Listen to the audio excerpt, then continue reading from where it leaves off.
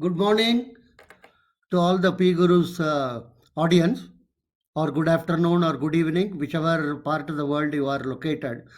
It's always a delight to interact with PGurus audience because I always maintained they are very, very what one can call knowledgeable, and they provide very valuable comments also in the comment section of the broadcast.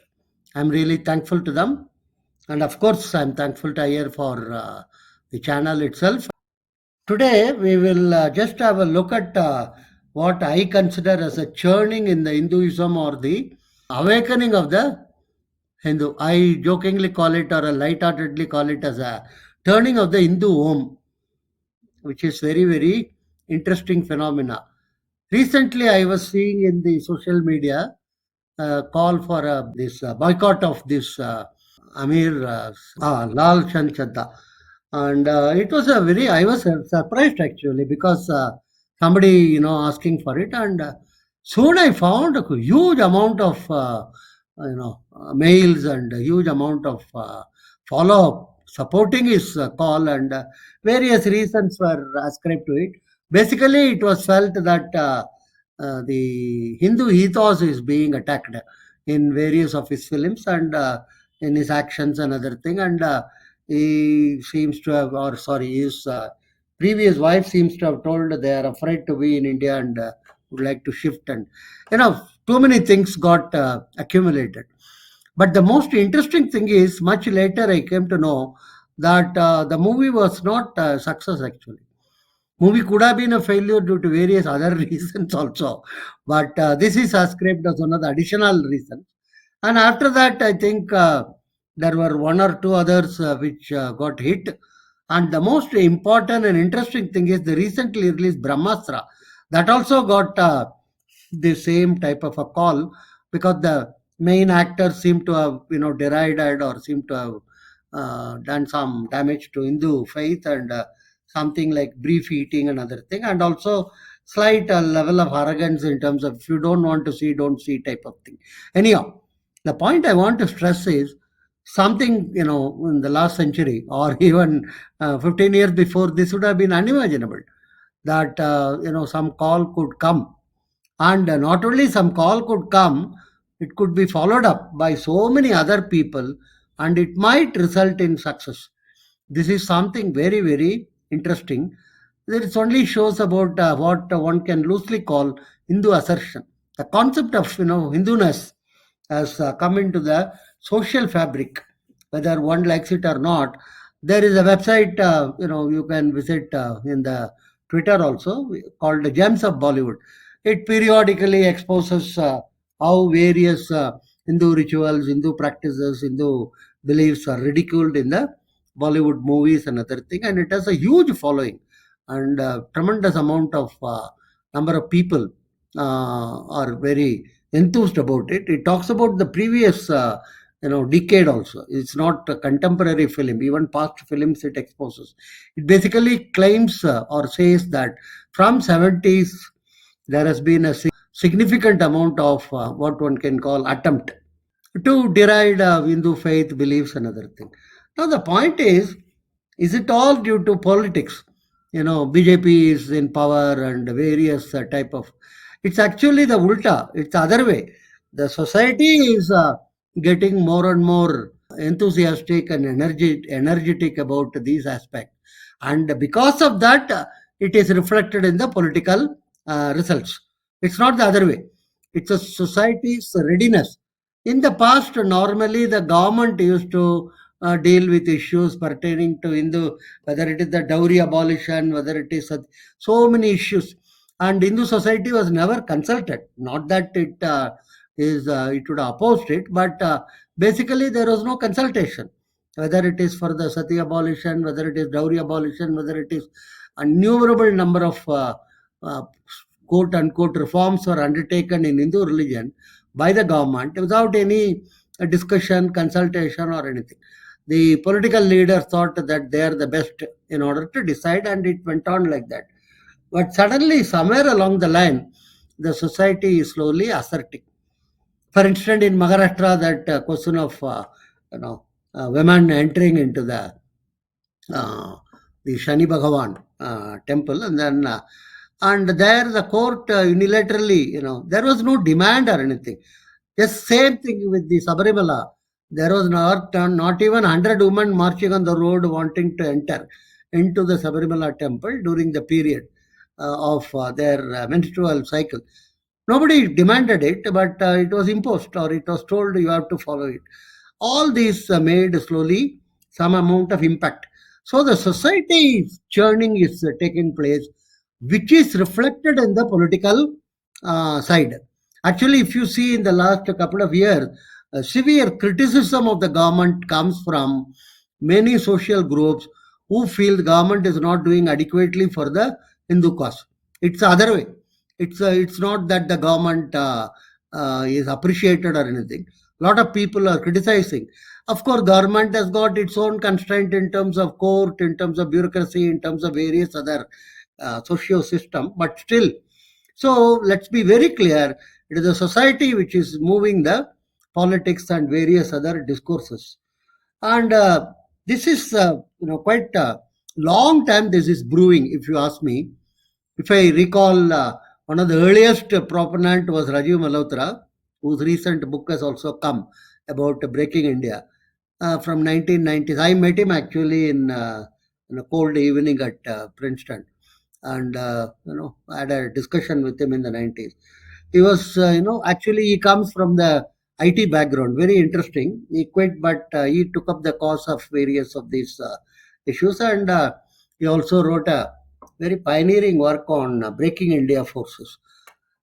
Then there were so many others actually, very, very many. There used to be one Bharatiya Raksha Forum, BRF, under the, actually in a way it was under the broad umbrella of Indian armed forces, but still it used to discuss quite a number of issues connected with Hindus and connected with the dangers from Pakistan. And I recall so many experts were participating in that. This would have been maybe 90s or earlier part of the century. More important, I think, later part of the last century.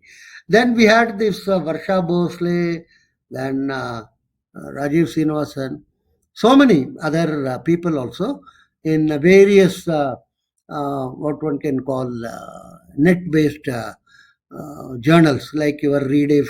And there used to be another one, I am not getting the name of it immediately, one Prabhakar used to run it, about various aspects of this thing.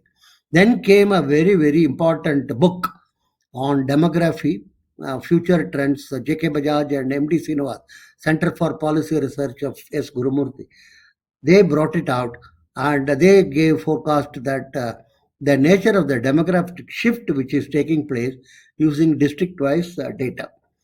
Then parallelly in the 80s, Anand Pai did enormous immense service in terms of bringing out in comic form all these Mahabharat, Ramayana and other things. If you ask me, he deserves a Bharat Ratna actually, because he kept the flag flying high when there was not much enthusiasm and interest.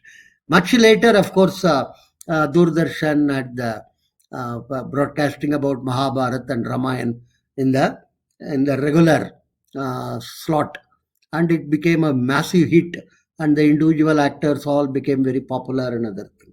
So this whole thing was brewing and taking shape over a period of, I would say, something like 20 years, 1990 to 2010.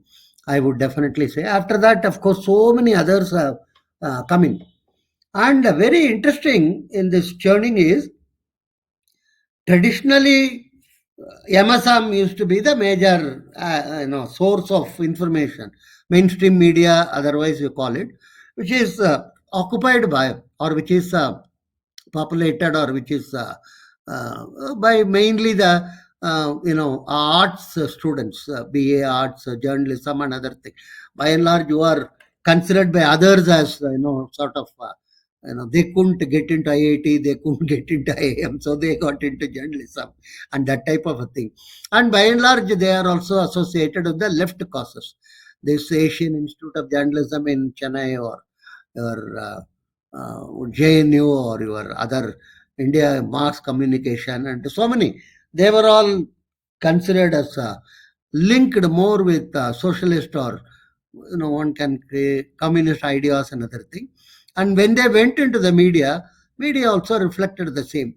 For instance, I am fascinated actually because in the last 3-4 years, all these rituals and festivals are covered so furiously by some of these media houses, which wouldn't be touching it when Pranay Rai was in the Doordarshan working. It may just mention that Diwali is going to be celebrated or Diwali was celebrated, something like in the passing, that's all.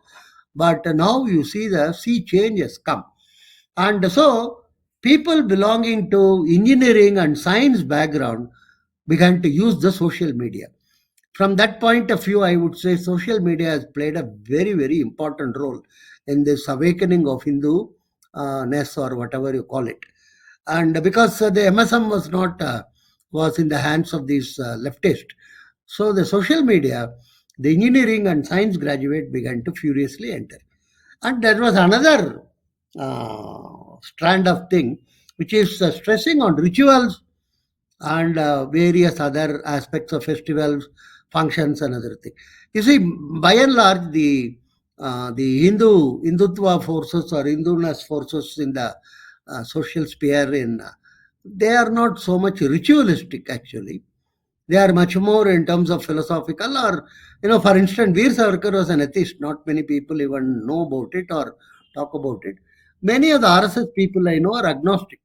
They are not ritualistic in the sense of, conducting all these yagnas or, but they had a respect. They had their own, but personally they were not very, and many of them also belong to the Arya Samaj, which itself is not much ritualistic. Anyhow, but in the social media, there's a huge amount of ritualistic groups began to come in terms of talking about temples, talking about traditions in temples, talking about, and then out of that, the temple protection group came out of that. This entire area of maintaining temples and should government play a role in temples and other thing came. And all these are due to societal activity. Kindly note, even if you ask me, a major Hindu organization like RSS and others, I have not taken any major lead in terms of looking at this temple issue and other thing. That has also come about. And so science and engineering graduates entered into this, which was a very major area of consternation by the traditional MSM journalists and other. They thought that it is their territory only to propagate, but when SM came, they were not able to answer to some of the sharp questions raised and other things from the social media.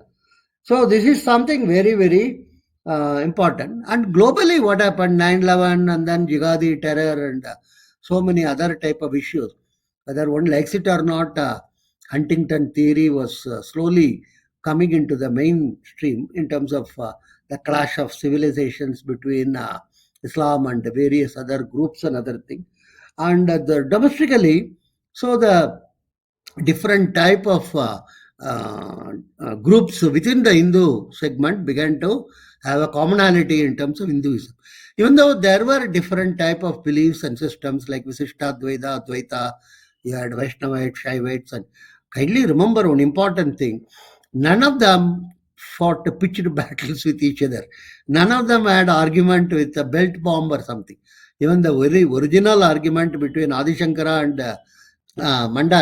Mandanand, it was held in a very cordial atmosphere, and his wife was actually the judge between the when the argument took place, and later on, he became his disciple and other thing.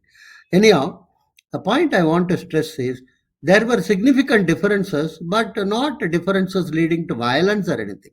It was only more in terms of debate, discussion, and trying to convince each other and other thing.